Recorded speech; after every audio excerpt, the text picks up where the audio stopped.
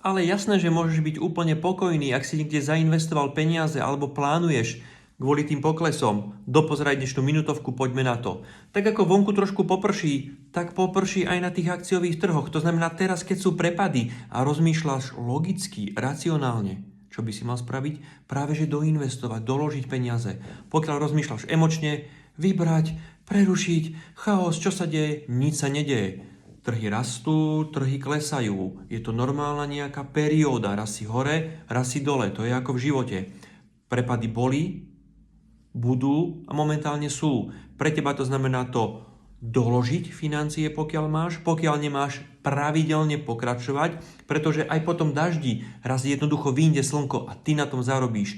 História je nám toho dôkazom. Takže pokojne, pokiaľ máš financie, dolož, pokiaľ nemáš, daj si kávu a čakaj. Určite vyjde slnko aj v akciách.